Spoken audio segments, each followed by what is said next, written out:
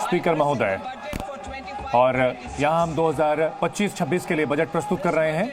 और ये जो बजट है कि हमारी सरकार के जो प्रयास हैं उनको जारी रखेगा और हमारा मकसद विकास को आगे बढ़ाना है और हम समग्र विकास को आगे बढ़ाना चाहते हैं और हम अलग अलग क्षेत्रों को विकास में लाना चाहते हैं। चौथा, जो घरेलू खर्च है उसको बढ़ाना चाहते हैं और इसके अलावा हम जो भारतीय मध्यम वर्ग है उसकी क्षमताओं को बढ़ाना चाहते हैं। इन सबको मिला करके हम ऐसे इस रास्ते पर हम आगे बढ़े हैं जिसमें असीम संभावनाएं हैं और इसमें हम काफी आगे तरक्की कर सकते हैं और वैश्विक अपनी परिस्थितियों को मजबूत कर सकते हैं। और हम प्रधानमंत्री नरेंद्र मोदी के नेतृत्व में इस मिशन पर आगे बढ़ रहे हैं और हम पहली तिमाही हम पूरी कर चुके हैं 21वीं सदी की। और जो जियोपॉलिटिकल यहाँ पर जो चुनौतियाँ हैं उसमें वैश्विक जो आर्थिक विकास है उस पर हम मध्यम गति से आगे बढ़ रहे हैं और हमारी जो संभावनाएं हैं, हमारी जो आकांक्षाएं हैं उसको हम आगे बढ़ेंगे। और परिवर्तनकारी जो काम हमने किए हैं, हमारी सरकार के पहले दो जो कार्यकाल रहे उसमें हमने अच्छे काम किए हैं और उसको हम मजबूती से आगे और हम उसी रास्ते पर बढ़ते रहेंगे।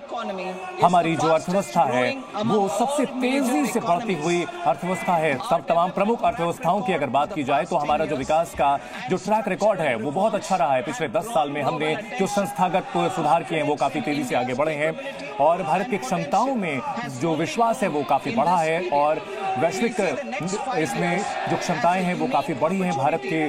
और भारत के सामने ये बहुत ही अलग तरीके की चुनौतियां हैं और साथ साथ हमारे पास हमारा काफी अच्छा भी हम काम कर रहे हैं और अलग अलग क्षेत्रों में हम आगे बढ़ रहे हैं।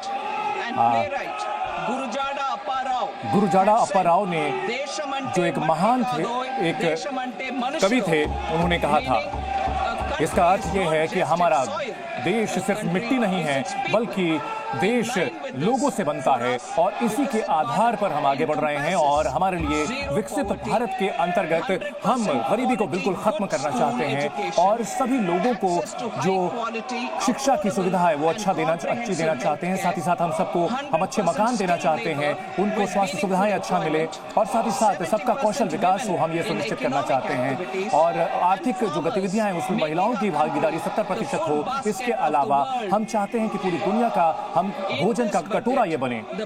हम इस बजट में हमने जो विकास के कदम उठाए हैं उसमें 10 हम मुख्य क्षेत्रों पर फोकस कर रहे हैं। पहला, गरीब, युवा, अन्नदाता, नारी, इस पर हमारा ध्यान है। हम जो कृषि की गतिविधियां हैं उसको आगे बढ़ना चाहते हैं। हम ग्रामीण जो अर्थव्यवस्था है उसको मजबूत करना चाहते हैं और लचीला बनाना चाहते हैं और समग्र विकास के रास्ते पर आगे बढ़ना चाहते हैं। और इसके अलावा हम जो मेक इन इंडिया के रास्ते पर आगे बढ़कर हम मैन्युफैक्चरिंग को बढ़ाना चाहते हैं, MSME यानी सूक्ष्म, मध्यम और लघु को हम उद्योग को आगे बढ़ाना चाहते हैं और जो अर्थव्यवस्था को हम बेहतर करना चाहते हैं। हम चाहते हैं कि ऊर्जा के जो क्षेत्र हैं उसमें हम आत्मनिर्भर बने और साथ ही साथ हम खेल में आगे बढ़ें और नवाचार को हम आगे बढ़ावा दें। और इस विकास के रास्ते पर हमारे 4 मजबूत इंजन जो हमारे हैं, कृषि है, MSME है, निवेश है और जो एक्सपोर्ट है यानी निर्यात है। और हमारे जो सुधार हैं वो आगे बढ़ रहे हैं और हम समग्रता को आगे ले जाना चाहते हैं। विकसित भारत को हम ध्यान में रखते हैं। हमारे बजट का मकसद ये है कि हम जो परिवर्तनकारी सुधार हैं उनको लागू कर सकें। ये 6 डोमेन में यानी क्षेत्रों में लागू है। अगले 5 साल में ये जो विकास की जो क्षमताएं हैं उसको हम आगे बढ़ाएंगे। ये डोमेन जो है, पहला टैक्सेशन है, पावर सेक्टर है, शहरी विकास है, माइनिंग यानी खनिज उत्पादन, फाइनेंशियल सेक्टर यानी वित्तीय क्षेत्र और इसके अलावा सुधार है। कृषि हमारा पहला इंजन है। हम आगे बढ़ना चाहेंगे जो इसमें आवंटन है, जो पहला इंजन है कृषि का, उसके क्षेत्र में हम आपको जानकारी देना चाहेंगे। प्रधानमंत्री धन धान्य कृषि योजना एग्री डिस्ट्रिक्ट्स प्रोग्राम, और ये एग्री डिस्ट्रिक्ट प्रोग्राम है जिसमें जिलों को सशक्त किया जाएगा और जो आकांक्षी जो जिले हैं उसको आगे बढ़ाएंगे। और इसको लेकर सरकार में प्रधानमंत्री धन धान्य कृषि योजना को हम लागू करेंगे जो कि राज्यों के साथ भागीदारी में होगा। और इसमें जो अभी जो स्कीम्स चल रही हैं उसको भी इसमें जोड़ेंगे और इस प्रोग्राम के तहत 100 जिलों को जोड़ा जाएगा जहां की उत्पादकता अभी कम है और जहां पर अभी उपज भी कम है और जहां पर अभी कर्ज भी उम्मीद से काफी कम है। इसको हम आगे बढ़ाना चाहेंगे। हम सबसे पहले यहां पर जो कृषि उत्पादकता है उसको बढ़ाना चाहेंगे।